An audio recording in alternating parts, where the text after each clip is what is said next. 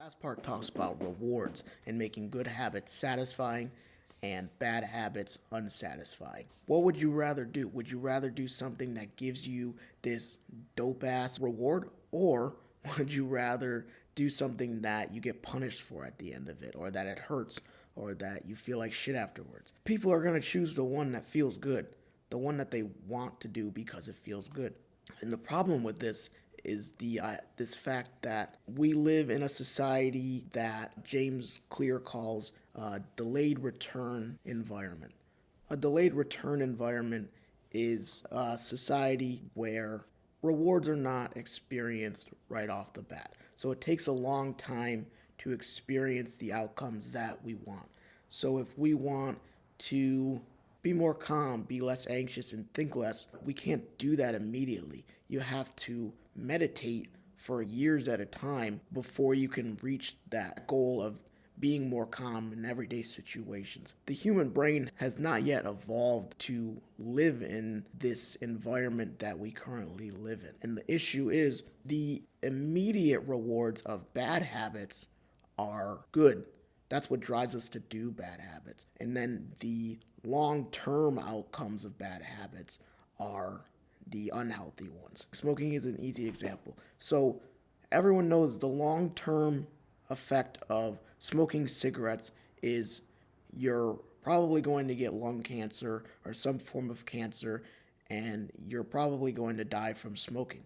But that's long term, that's years in the future. So the immediate reward of smoking, though, is it fills that craving, reduce your anxiety or stress, whatever it is. So the immediate reward is what drives you to continue to perform that habit. You don't think about the long term outcome because you don't care about that. You just care about the here and now and how you can fill this craving for nicotine and to reduce your stress. So you have to do whatever you can to make your habit satisfying immediately. So immediately after you perform a good habit, an effective habit, one that you want to perform in order to fit this identity you're trying to have. He has this idea of a habit tracker. So basically, it's anything that's tracking your progress. It could be a calendar, and you put a check every day that you don't smoke a cigarette or you don't drink alcohol. That clear visual of your progress is reward enough to hopefully push you towards continuing to form that habit. And then he talks about this, I forget his name, but there was a salesman who would have a cup of paper clips on his desk.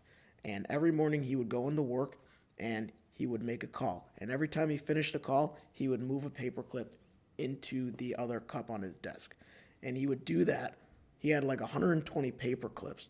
And he would do that until he switched all the paper clips from the first cup into the other cup. So he's showing his brain the progress that he's making on that habit.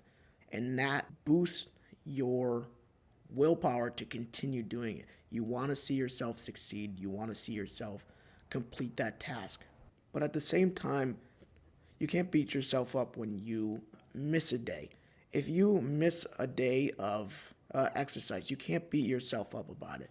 Life gets in the way. Perfection is impossible. You have to remember that. You can't always be perfect, all right? But the key is to never miss twice, as James Clear says. Never miss twice.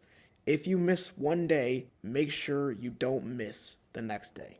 If you fail one day, don't worry about it. Learn from it and then move on and make sure you don't do it again or you do the good habit again tomorrow. So the last section is all about tailoring the habits you're forming to what you enjoy and what you are good at, and revolving your habits in your life around those things. And when you are forming these new habits, you have to make sure that you are always challenging yourself. You need to always be changing it up and making it slightly harder for yourself, or else you're not going to stay motivated and you're not going to want to keep doing it. He calls it the Goldilocks point, I think, but it's that point where it's just easy enough for you to not feel stressed, and it's the point where it's just hard enough where you're still able to do it, but it's not 100% easy and you can't do it without a little bit of work. Because the problem with practicing is with practice comes boredom. If you're doing the same thing over and over and over again every day of your life, you're going to get bored. It's inevitable. It's going to happen. If you're only doing the work when it's convenient for you or when it's exciting, then you'll never be consistent enough to achieve remarkable outcomes. You need to fall in love with boredom and be endlessly fascinated by doing the same thing over and over again. Because without doing that, you're not going to achieve your long term goals. So, overall, this book was rad as hell. I'm so glad I read it. It takes a whole new look at forming habits that I never thought of, and I feel like a lot of people don't think of. And it was interesting because so often I feel like personally, I just think that forming new habits is all about motivation.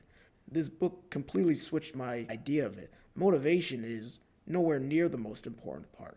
If I want to be healthy, I have to become a person who makes healthy decisions. It's not about the motivation, it's about becoming the person you want to become.